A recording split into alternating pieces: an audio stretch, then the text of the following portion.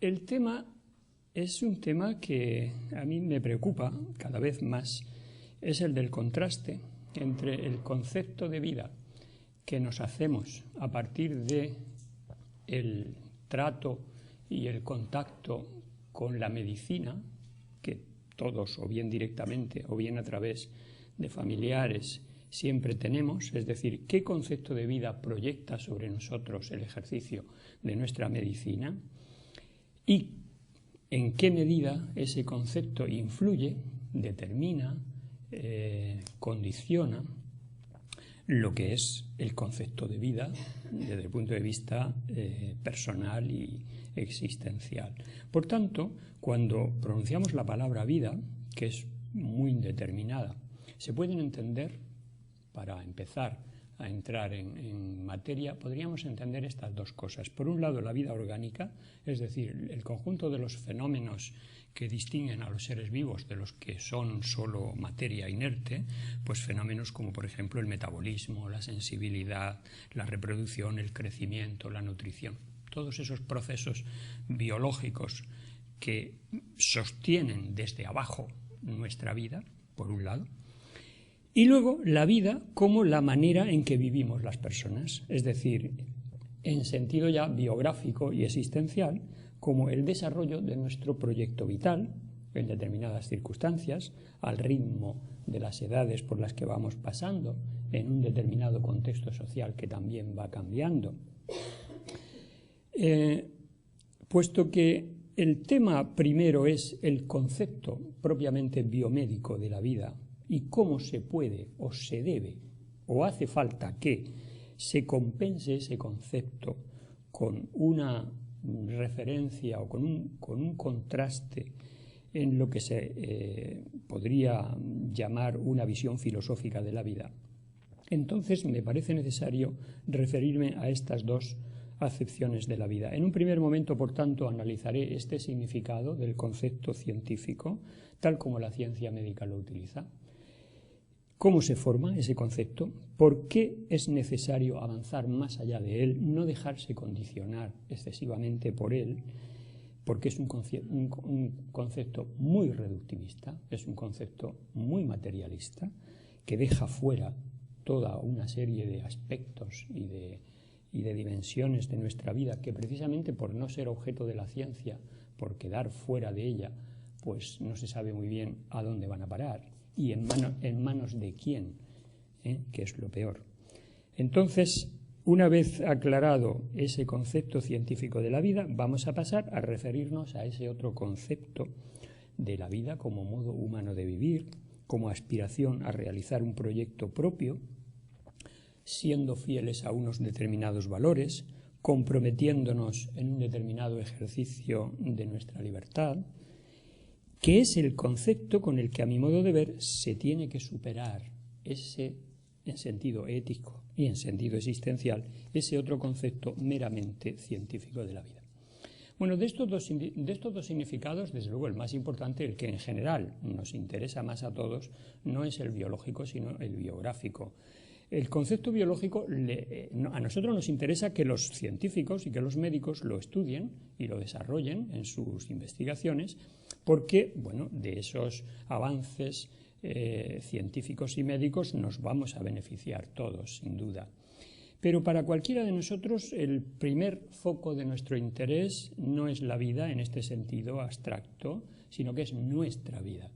Es decir, lo que tenemos que hacer con nuestra vida, cómo tenemos que vivirla en cada una de las situaciones en las que nos encontremos.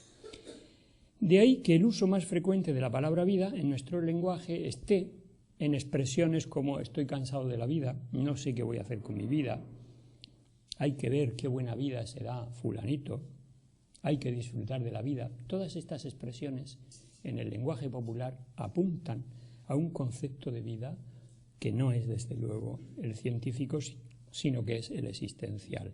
En este sentido existencial, la vida es una tarea, es un proyecto, es una trayectoria que tenemos que ir construyendo, que tenemos que recorrer, resolviendo los problemas que ella misma representa. La vida es un conjunto de problemas que hay que resolver al ritmo de su propio desarrollo. Un proyecto, por tanto, que no desarrollamos nunca solos, sino siempre en contacto con otros, en una sociedad que tiene unas características y también una evolución. Bueno, vamos a empezar, por tanto, por el primer concepto de la vida como vida orgánica en sentido biológico. Aplicado al ser humano, este concepto debe entenderse idealmente como la integración estructural y funcional en cada individuo de tres cosas muy concretas, que son el aspecto físico, el aspecto psíquico y el aspecto social. Esos tres elementos integrados es lo que constituiría la vida en sentido científico, en sentido biológico. O sea, no solo por tanto y ni siquiera prioritariamente la vida como pura vitalidad en el sentido bioquímico, es decir, como conjunto de procesos fisiológicos, sino como una organización interdependiente, funcional, de todos los factores humanos que constituyen a un hombre vivo. La observación más problemática que yo quiero hacer entonces a este concepto, es que, como todos sabemos, tal vez el concepto científico de la vida se caracteriza no por abrirse a esa complejidad de niveles físico, psíquico, social y espiritual, naturalmente englobándolos a todos. El concepto científico no se abre a la complejidad de todas esas dimensiones, sino que la reduce al máximo. Es decir, me gustaría dejar claro que cuando digo que el concepto científico de vida es un concepto muy reducido, incluso muy reductivista, no es que yo quiera hacer ninguna crítica en el sentido de expresar un desacuerdo con que sea así de reductivista, no es eso. El objetivo de la ciencia médica es un objetivo práctico y técnico, porque su objetivo, su meta, es conseguir en la medida de lo posible dominar los procesos patológicos, preverlos, curarlos, y para eso necesita disponer de técnicas, es decir, de instrumentos prácticos y por tanto aplicables en las situaciones en las que eso se tiene que hacer. Y esa es la razón de por qué la ciencia médica ha desarrollado sobre todo conocimientos de carácter analítico, es decir, técnicas de análisis de los mecanismos que rigen los distintos sistemas que componen el cuerpo, las reacciones de las células. Por ejemplo, estudia los tejidos, los órganos, los sistemas fisiológicos, su funcionamiento, la incidencia de los agentes patológicos, la resistencia del sistema inmunitario, y lo hace siempre, esta es la cuestión, disociando lo que está unido en esos procesos, lo que está interactuando en el marco de una complejidad, lo disocia, lo rompe, lo separa, lo descuartiza para verlo y entender las cosas por separado. Podríamos, por tanto, abreviar diciendo que la eficacia práctica de este método, que es muy visible y ostensible, evidentemente la medicina funciona aún realizando este método un poco de carnicero, exige que sus conocimientos reúnan al menos estas dos condiciones. Primera, los conocimientos científicos y médicos tienen que ser especializados. Para ello se descompone la estructura del conjunto del cuerpo y se estudian por separado sus elementos, sus sistemas, sus mecanismos. De modo que cada rama de la ciencia médica estudia una especialidad: la cardiología, la neurología, la oftalmología, la traumatología, la bioquímica. Cada uno se especializa en un aspecto, en una parte. Esa es la primera condición de que el conocimiento científico de la vida sea adecuado a lo que hoy se exige, que sea especializado. Y la segunda condición es que este empirismo analítico y reduccionista, por su carácter práctico, prescinde ya de entrada y metodológicamente de cualquier concepción filosófica y más global, y no digamos ya religiosa, por ejemplo, sobre qué sea o no sea la vida. Eso no es asunto de los científicos. Es decir, el científico trabaja normalmente dentro del ámbito de sus análisis y de sus estudios empíricos y ateniéndose estrictamente a los resultados de sus investigaciones experimentales. Por lo que, dicho esto, a nadie se le escapa que lo que es un ser vivo y no digamos ya si hablamos del hombre, lo que es el hombre, pues es bastantes más cosas que lo que expresan los conceptos especializados de los estudios biomédicos. Un ser humano no es solo un conjunto de tejidos, de células, de órganos, a los que lo reduce la ciencia biomédica. No es ni siquiera solo el funcionamiento de sus elementos y de sus procesos bioquímicos y fisiológicos, sino que es además lo que genera la armonía o desarmonía de ese funcionamiento. O sea, es un principio interno de actividad, y eso es la vida, un principio interno de actividad y de autorregulación, y por si todo eso fuera poco, es una existencia y es un proyecto existencial. Por lo tanto, está muy bien y es muy necesario que se estudie científicamente el cuerpo por sectores, de manera especializada, reduciéndolo, esquematizándolo analógicamente, de manera experimental, para que se puedan controlar y se puedan verificar los estudios que se hacen. Pero no se debe perder de vista, o no se debería perder de vista nunca, la limitación, la parcialidad y la deformación, que va a tener efectos, como después vamos a ver, de esta perspectiva y sus consecuencias. Por ejemplo, todos sabemos que el concepto de homeostasis, que fue acuñado por un médico francés, Canon, para explicar la autorregulación de las funciones del cuerpo, es un concepto limitado en su formulación al ámbito de la neurofisiología del sistema simpático y de las secreciones endocrinas, es decir, del sistema endocrino, y que propone, por tanto, una determinada idea acerca de qué son las regulaciones integradas de todos estos sistemas, pero que no es transversable ni es englobante de todas las dimensiones de la vida humana. Por tanto, podemos ya establecer una primera conclusión. El concepto científico de la vida necesita ser completado por una visión más sintética, más arquitectónica, que corrija ese reduccionismo de esa perspectiva que necesariamente imponen las ciencias especializadas, la biología celular, la fisiología del sistema circulatorio, la cirugía de los trasplantes, etc. Y aquí es donde la filosofía, creo yo, tendría algo que decir sobre qué es la vida, sobre por qué es de un modo y no es de otro, o sobre qué es lo que hace a un ser vivo vivir o no querer vivir. Porque vamos a ver, ¿es la vida una característica más de la materia, como supone esa aplicación del método biomédico? ¿Es la vida únicamente una propiedad de la materia biológica?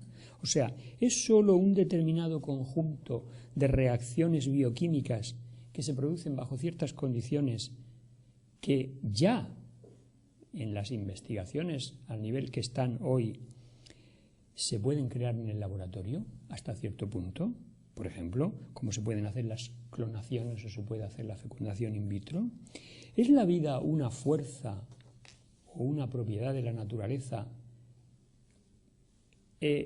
vinculada a las propiedades de la materia, o es algo completamente heterogéneo a ella, o es algo distinto de ella y que solo de un modo que no está muy claro todavía se puede crear? Esto es lo que se planteó de manera muy inteligente en la historia de Frankenstein, que probablemente ustedes conozcan. Frankenstein, un señor que está compuesto de una serie de miembros vivos que se unen, y entonces se unen con la idea de que efectivamente, como la materia biológica es la que contiene la vida, simplemente basta ensamblar los distintos elementos para que aparezca un hombre vivo. ¿Es eso la vida solamente? ¿Propiedad de las materias correspondientes a los órganos, a los sistemas y al funcionamiento integrado de ellos? ¿O aun cuando hiciéramos esa operación que cuenta la historia de Frankenstein, de ahí nos resultaría un hombre vivo? Esta es una cuestión, esta es la pregunta que ahora después vamos a volver sobre ella.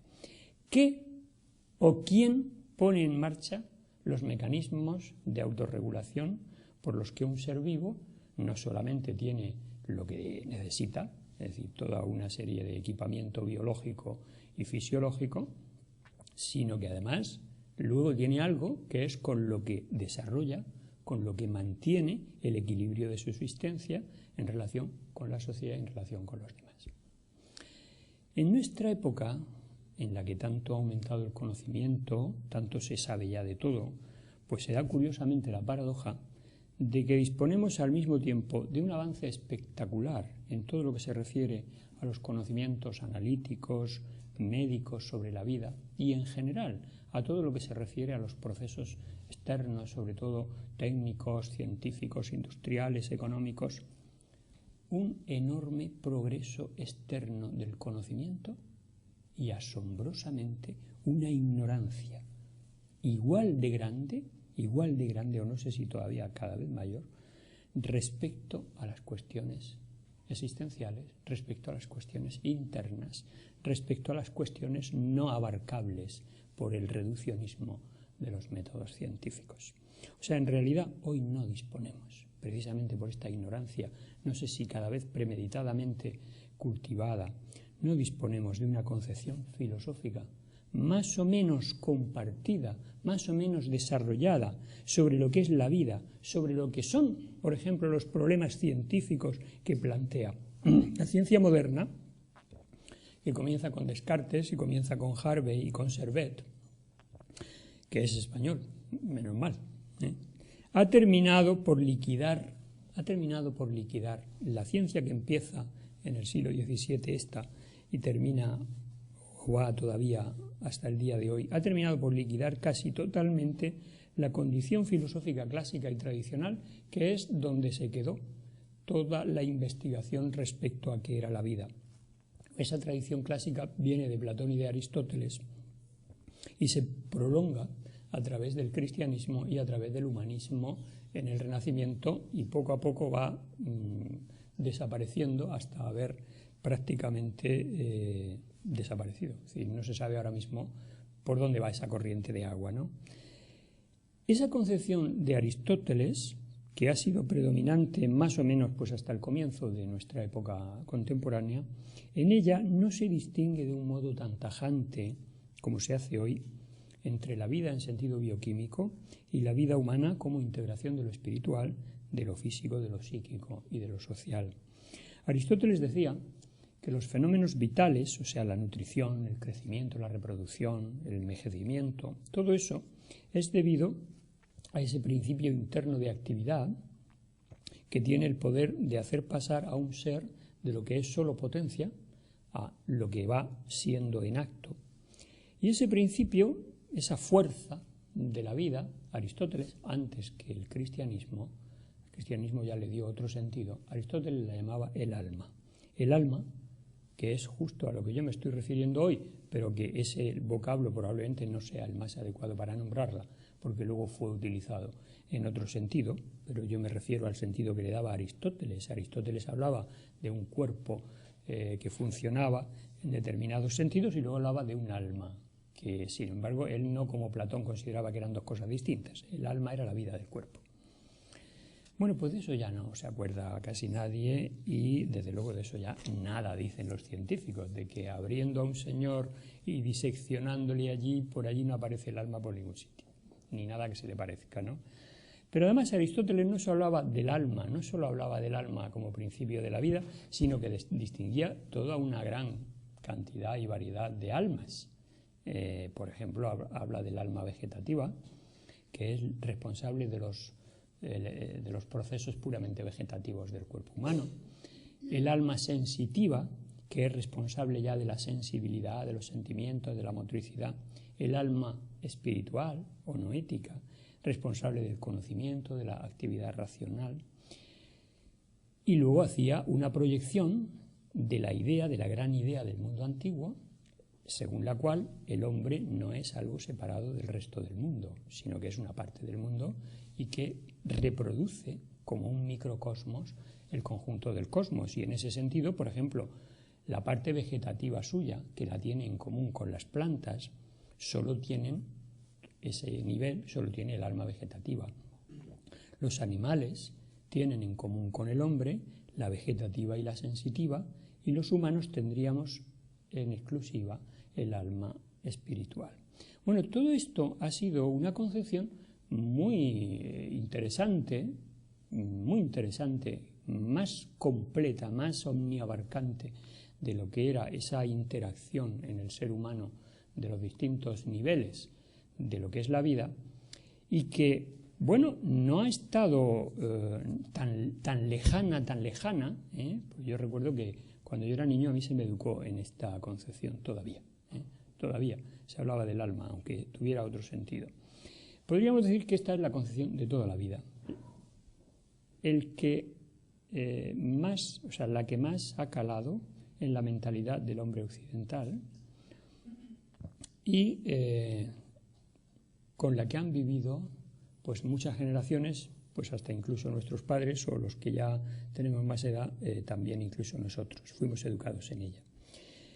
La vida, por tanto, no se comprende en este sentido si se miran por separado sus dimensiones materiales, fisiológicas, sensitivas y, por otro, sus dimensiones espirituales, sociales y psíquicas.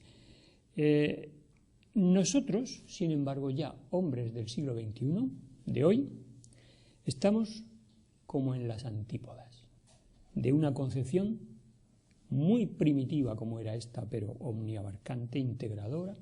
Nosotros ya eso lo hemos olvidado, hemos pasado la página, y entonces lo que predomina hoy es esa especialización, ese reduccionismo, y aunque nunca hay que olvidar que de todo ese reduccionismo, esto no hay que olvidarlo, se han derivado pues muchas cosas buenas, la salvación de muchas vidas, pues también hay que andarse con cuidado para no confundir sin más el conocimiento adecuado sobre la vida humana, que tiene una eficacia práctica en muchos sentidos, y un concepto que debería englobar a este otro, que debería situar a este otro, iluminarlo para que verdaderamente tuviera su sentido y su significado y no surtiera los efectos empobrecedores que, sin embargo, está teniendo. Bueno, como seguramente ustedes saben, lo más impresionante de la ciencia moderna ha sido ese éxito que ha tenido en el marco de todo el desarrollo de la tecnificación, en todas sus dimensiones y facetas de nuestra vida.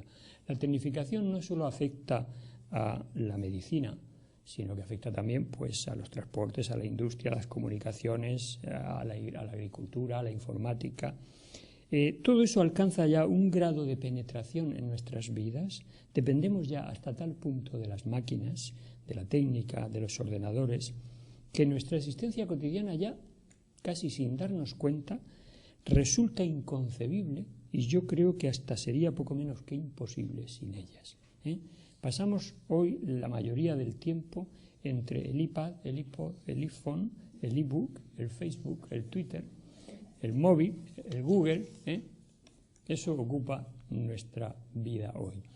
El que la ciencia moderna haya triunfado de este modo y haya hecho esta magia verdaderamente seductora se debe, sin embargo, no a la profundidad o a la superioridad teórica de conocimientos alcanzados y conquistados como un Prometeo heroico, sino que se debe a su mera funcionalidad y utilidad práctica, a la rentabilidad de esos conocimientos. Es decir, la ciencia moderna, como he dicho antes, es un saber muy reductivista.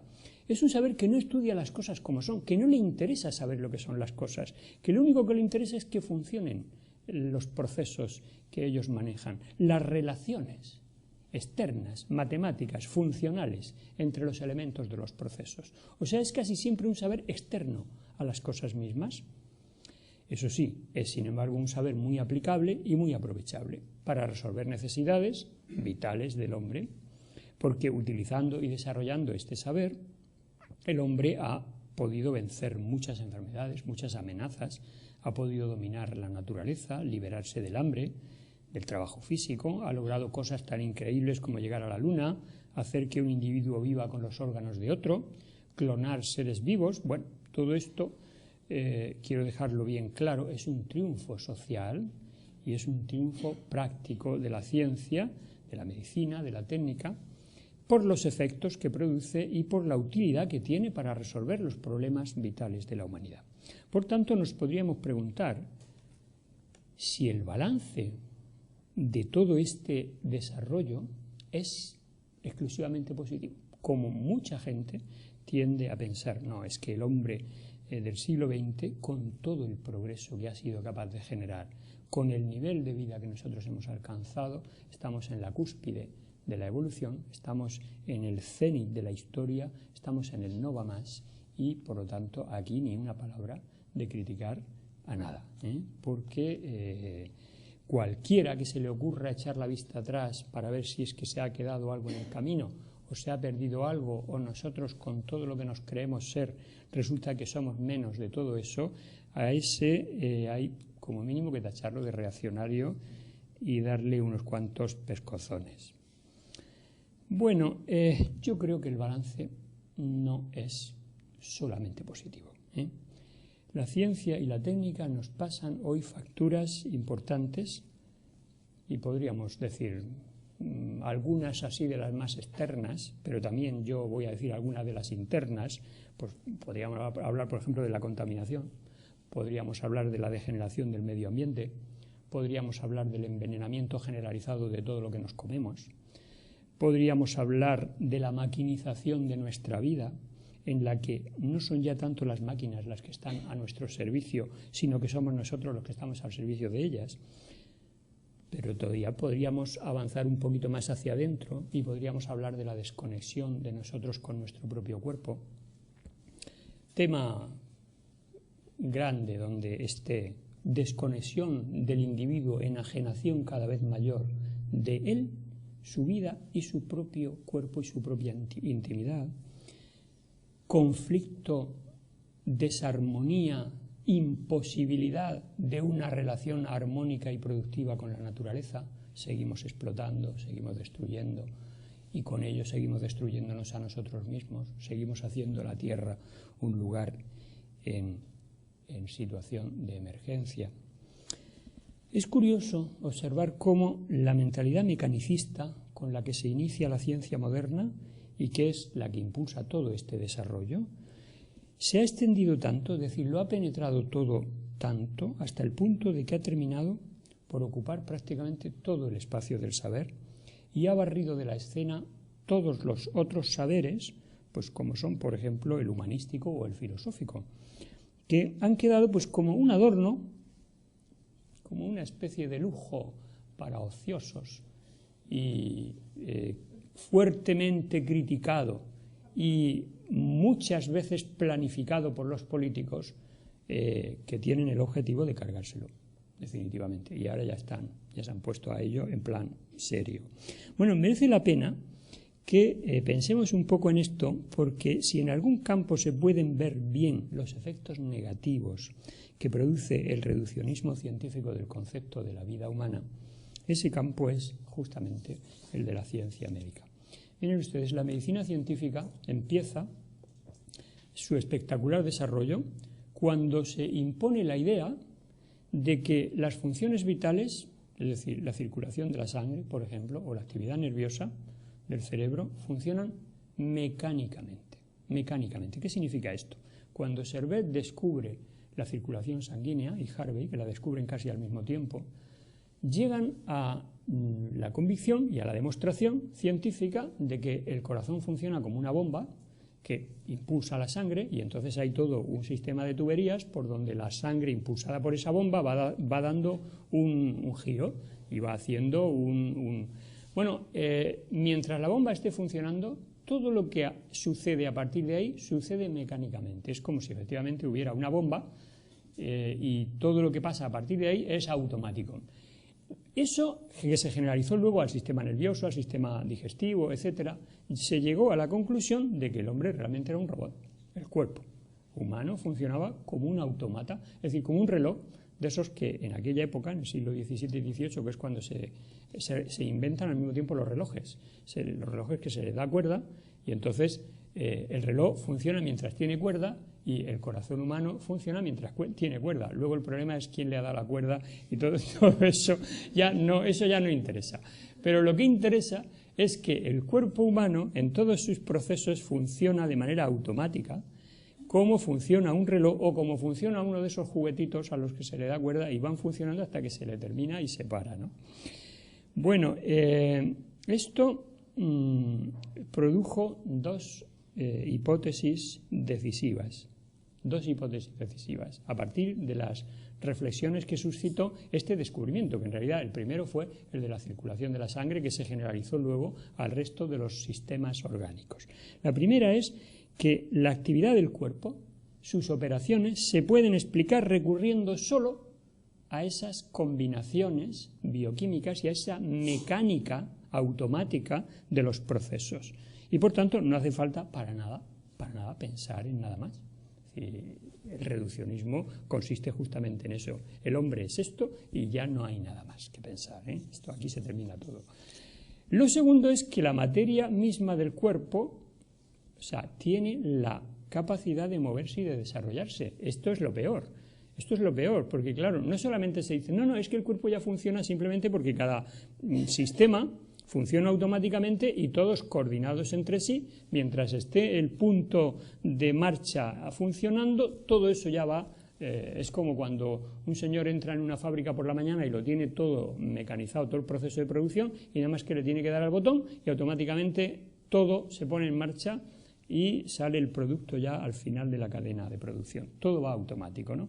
Eso vale, pero esta segunda es todavía peor. O sea, aquí lo que se dice es que eso que da el botón y eso que pone en marcha el automatismo no es nada externo al funcionamiento automático mismo del sistema.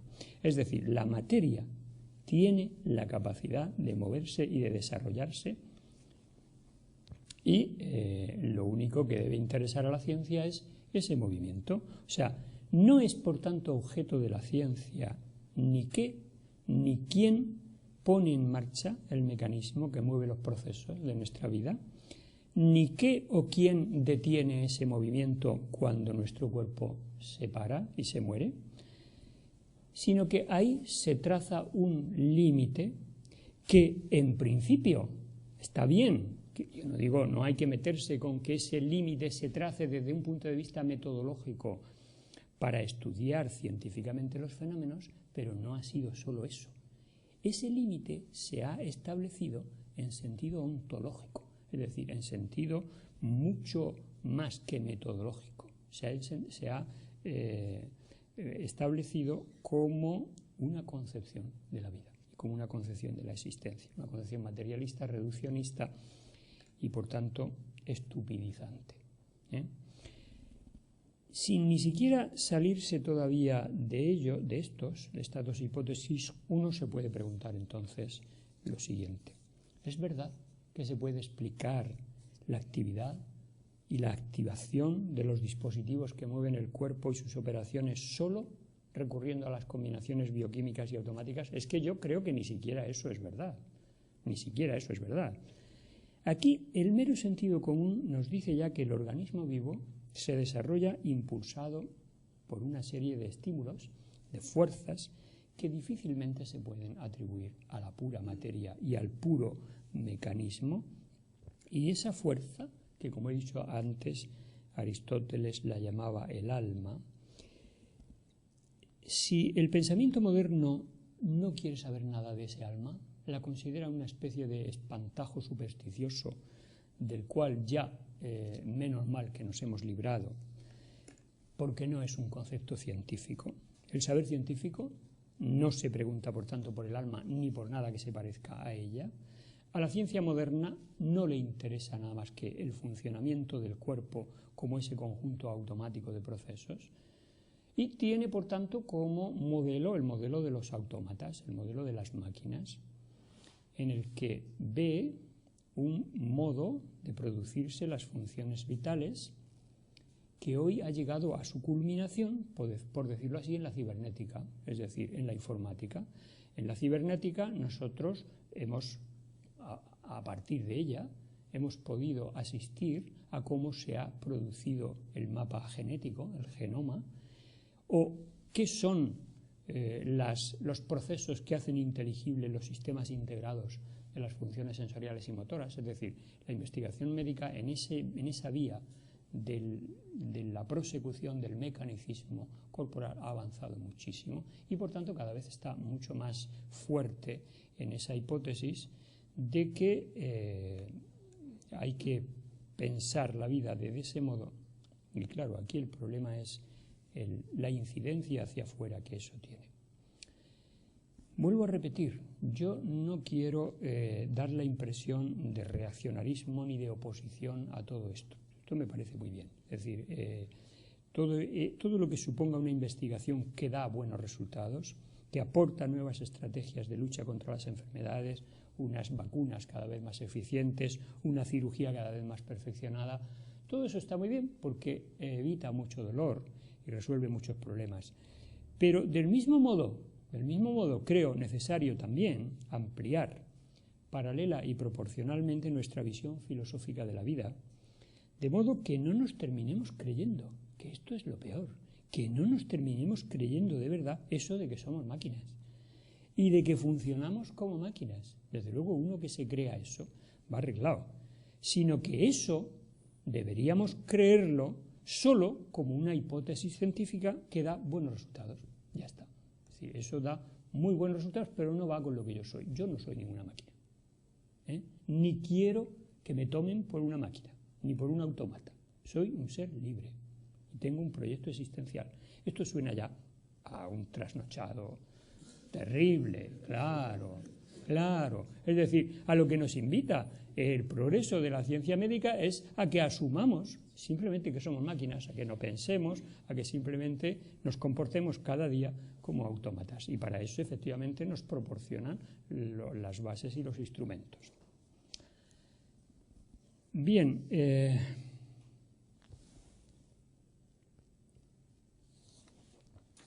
el hombre moderno, para quien los valores prioritarios son esa eficacia práctica, el éxito, el dinero, la funcionalidad, sin saber muy bien para qué. Es decir, el para qué no es una cuestión a plantear.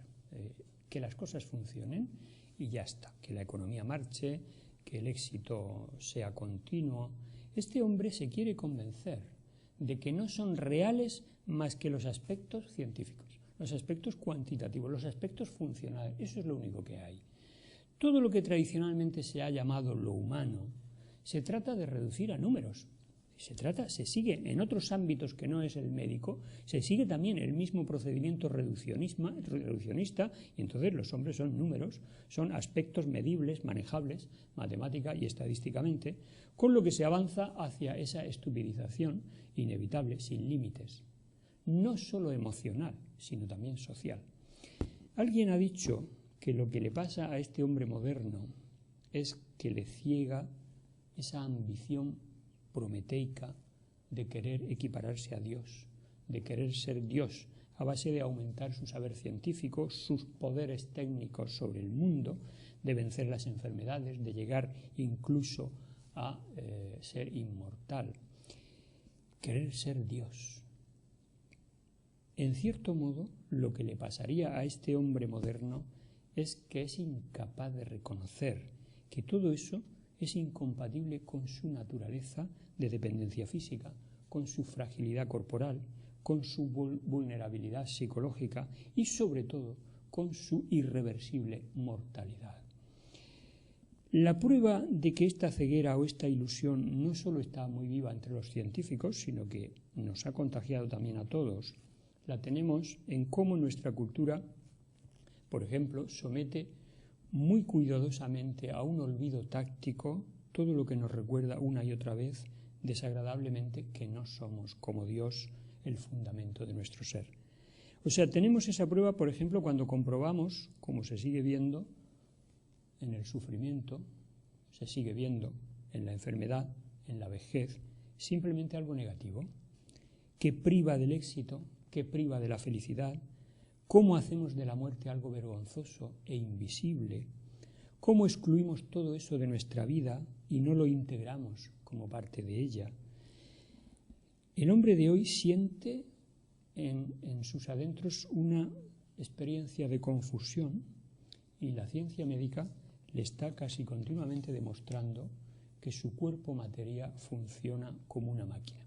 O sea, él es como un instrumento, un conjunto de instrumentos que en realidad no se diferencian de los que se han producido artificialmente. De hecho, si alguno de nuestros órganos o alguno de nuestros componentes se estropea, pues no tenemos más que ir al taller, que es el hospital, y automáticamente nos lo cambian. Nos ponen un trasplante, nos ponen una prótesis y la máquina sigue funcionando. Lo mismo que cuando se nos rompe el embrague o el carburador del coche, pues lo cambiamos y ya está. O sea, los órganos de nuestro cuerpo serían solo instrumentos semejantes a los que se pueden fabricar de forma artificial. Y por eso se ha llegado a imaginar como posible esa creación de un hombre vivo ensamblando órganos. Esto es lo que se está todavía imaginando, soñando en los laboratorios para que el hombre pueda alcanzar ese poder divino de poder crear la vida. Poder crear la vida a su capricho y de esta manera técnica y reduccionista. Yo creo que a partir de aquí un cierto tipo de confusión aumenta, porque si esto es así, entonces llegamos a la conclusión de que la vida no tiene ningún valor sustantivo, distinto de esos valores utilitaristas que corresponden a los órganos que la componen. Y el hombre, sin embargo, siente y entiende que la vida no es sólo el funcionamiento mecánico y químico del conjunto de sus procesos y de sus órganos, sino que hay realmente algo espiritual por encima de todo eso, en el que tiene su origen, del que emana, hay un alma, o como se la quiera llamar, la conciencia, la libertad, la capacidad de sentir, de pensar, de proyectar, de decidir. ¿Dónde queda todo eso? ¿Dónde ancla todo eso? ¿En qué marco de concepción nos deja la ciencia todo eso? La lástima es que ninguna filosofía moderna ha tenido la fuerza y la capacidad de articular eso. De manera que pudiéramos estar hoy en condiciones de disponer de una concepción del ser humano con la que contrarrestar y hacer frente a ese reduccionismo científico. Antes, cuando la filosofía todavía gozaba de un prestigio y se le hacía algún caso, pues el concepto de vida estaba sublimado de tal modo que se lo comprendía en general como una energía cósmica que va a... Esta es la concepción más general. También nuestro mundo occidental, por ejemplo, en el neoplatonismo y en otras concepciones la tenía. La vida es una energía cósmica, no la tiene solamente el ser vivo, sino la tiene el cosmos. Y esa energía cósmica va ascendiendo, hay como una escala en la que la vida se va perfeccionando y desde la materia hasta los estratos, no solo espirituales, humanos, sino también divinos, hay una continuidad. La vida es, por tanto, un proceso de ascensión desde menos vida a una plenitud de vida. Se entendía la vida como penetrada de la inteligencia, penetrada por la inteligencia y por el espíritu, no se distinguía eso. Y tenía sentido eso, que se suele decir, por tanto, en el lenguaje ordinario, cuando decimos qué sabia es la naturaleza. La naturaleza no es un conjunto de procesos anodinos, mecánicos y robotizados. La naturaleza tiene un espíritu, y por eso es sabia. Lo dice el lenguaje popular. ¡Qué sabia! ¡Cuánta sabiduría hay en las plantas, en el comportamiento de los animales! Y también se hablaba de la vida como vida eterna, o sea, como vida del espíritu, metafóricamente, capaz de hacer posible incluso eso que el cristianismo llamaba la resurrección de la carne. Cuando en el Evangelio de San Juan se lee que Cristo dice eso de yo soy el camino, la verdad y la vida, aquí la vida, en este contexto, significa la luz que ilumina con su verdad el camino de los hombres. No solo esto es una doctrina teológica a la que se le puede criticar o aceptar desde el punto de vista de la fe, sino que lo que está expresando realmente es la idea que yo trato de transmitir, es decir, la idea que ha sido propia del idealismo, del neoplatonismo y de otros sistemas metafísicos orientales y en general mundiales, para los cuales la vida se entiende no sólo como el principio dinámico de lo que está vivo, sino también como esa inteligencia, como ese espíritu que penetra todo el universo y que ilumina con su luz a todo ser viviente. El mundo antiguo nunca abandonó la idea de que el alma no solo es algo que tiene el ser humano, el mundo tiene un alma. El alma del mundo era un tema verdaderamente clásico de la filosofía anterior. Es un hecho que para la mayoría de la gente estas ideas ya no son modernas. Estas ideas ya no están vigentes. Así que para defender con cierta eficacia la necesidad de una superación del concepto puramente reduccionista de la vida, probablemente el mejor camino no sea abundar más en esta perspectiva metafísica y filosófica, porque efectivamente nos hemos quedado en ese camino de atrás y no se ha avanzado modernamente, como se ha avanzado científicamente, no se ha avanzado filosóficamente en un concepto de lo que es la vida.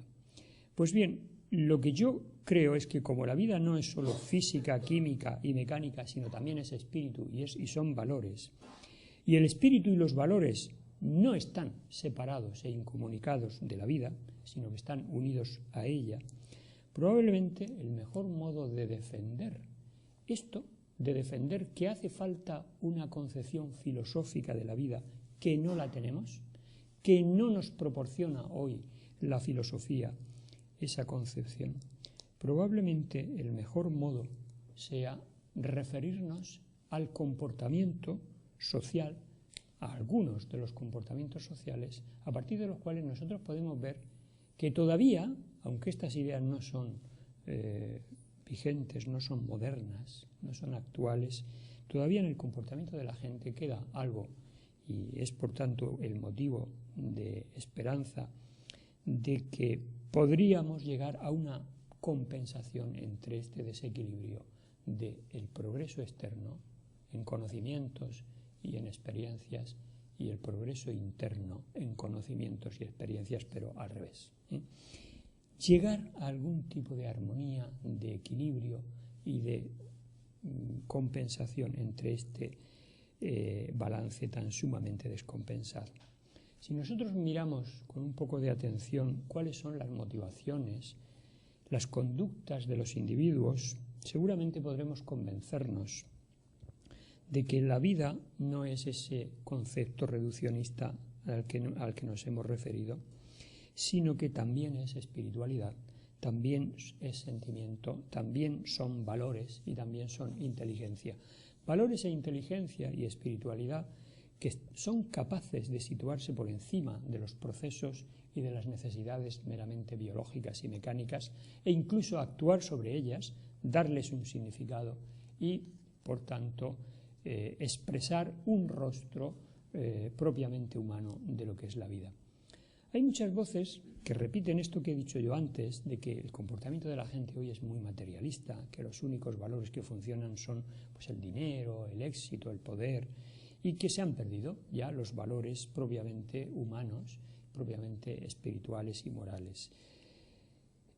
Prueba de ello pues son todas las situaciones en las que podríamos abundar que certificarían ese materialismo y que no voy a detallar. Por tanto, parecería como si la vida humana se hubiera quedado reducida a eso, al seguimiento del puro egoísmo, de los instintos animales, perdidos ya los valores espirituales a causa pues, de las crisis de todo tipo, religiosa, espiritual, social, ideológica, económica.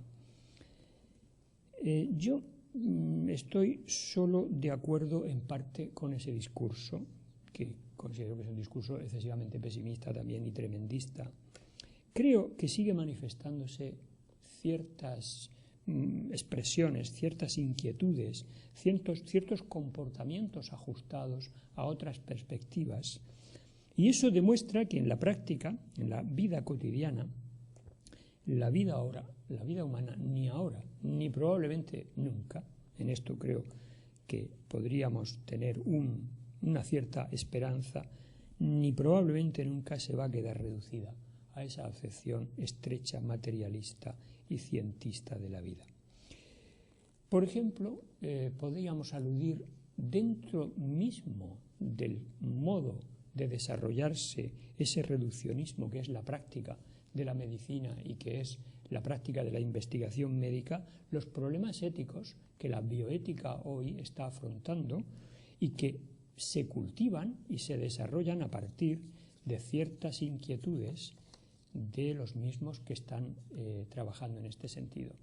Es decir, si hay hoy una cierta pervivencia de eso que podríamos llamar inquietudes espirituales, valores, yo creo que esa reactivación se produce justamente al hilo de una defensa de la vida, en un sentido más amplio, y no solo del derecho a la vida, en el sentido ético y moral, sino del valor de la vida.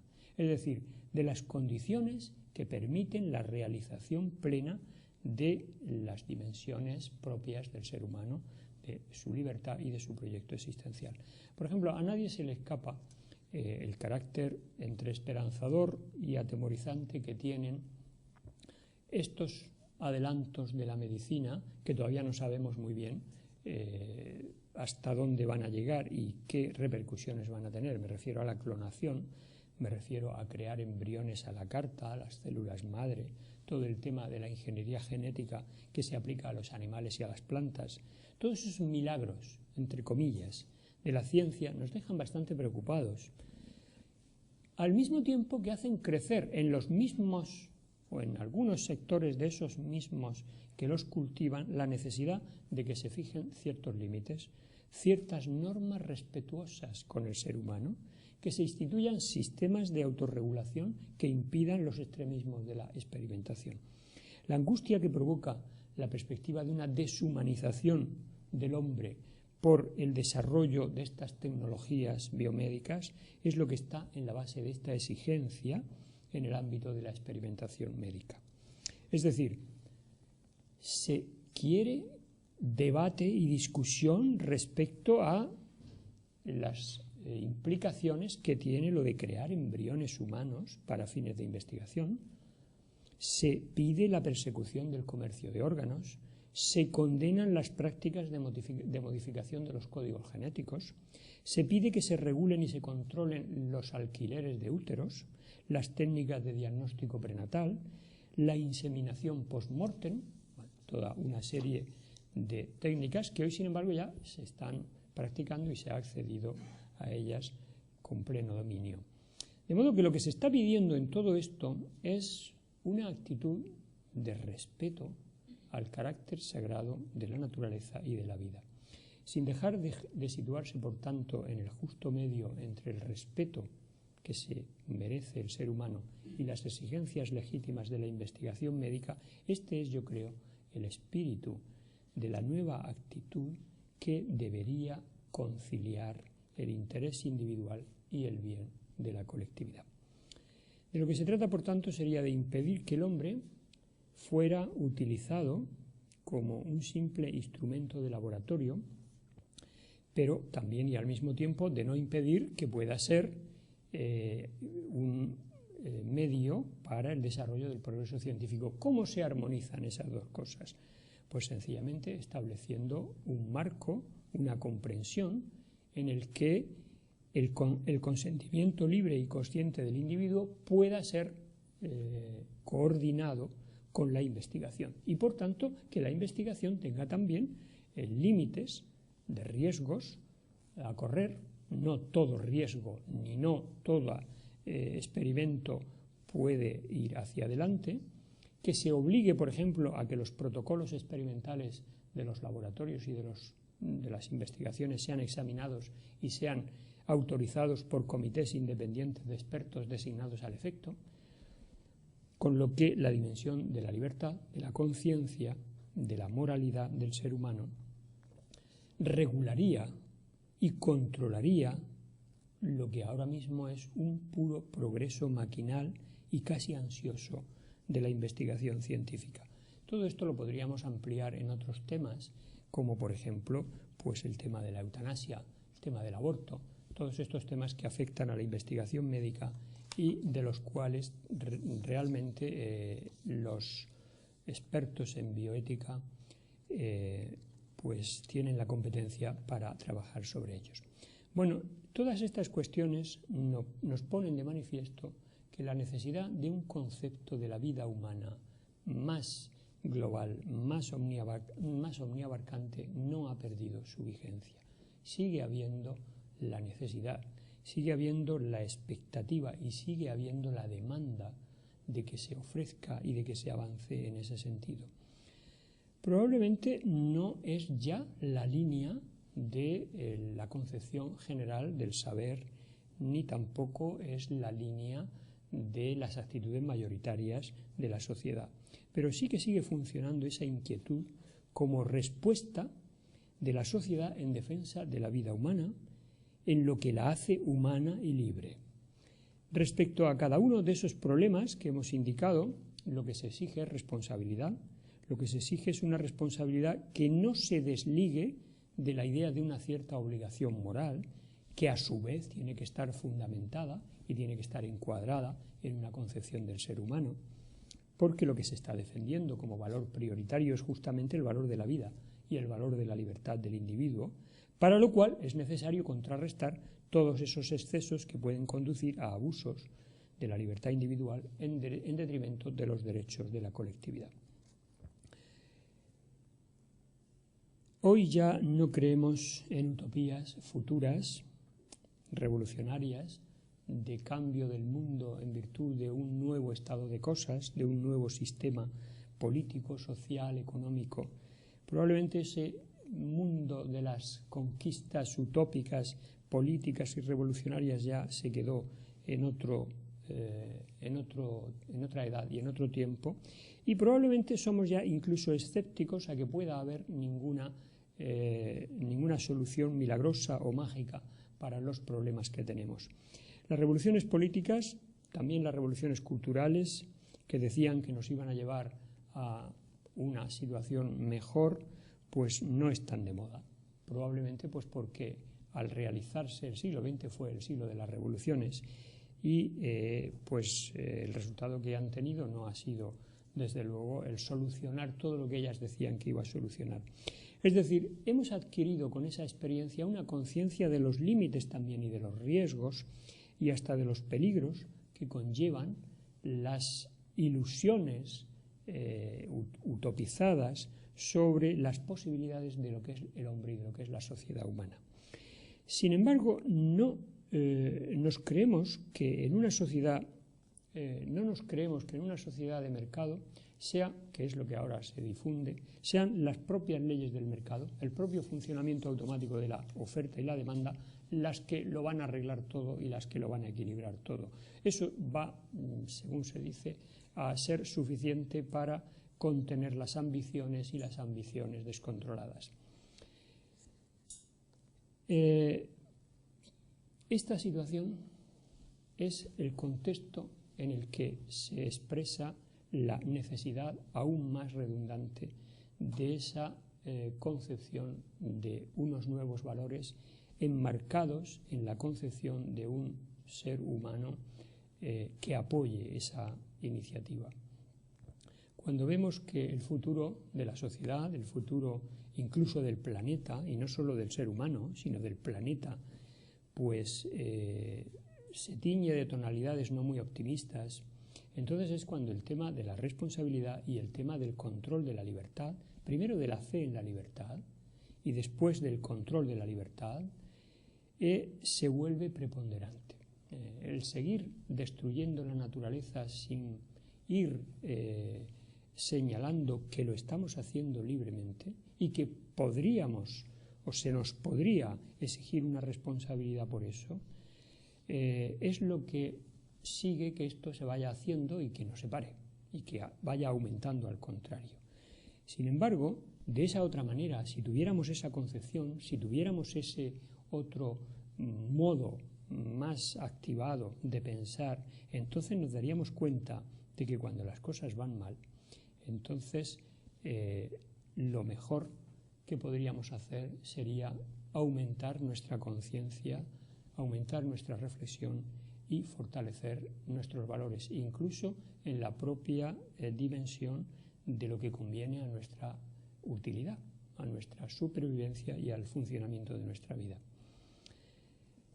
Por tanto, la vida como vida humana entraña en su seno la exigencia de conformarse, de articularse de acuerdo con unas dimensiones espirituales que la rijan, que se proyecten más allá de su puro vivirse mecánico y rutinizado, que orienten la realización de su trayectoria en libertad, y por eso hoy, como siempre, sigue siendo necesaria e insustituible la comprensión filosófica de la vida, como lo demuestran los graves riesgos, los graves conflictos que se siguen de su ausencia.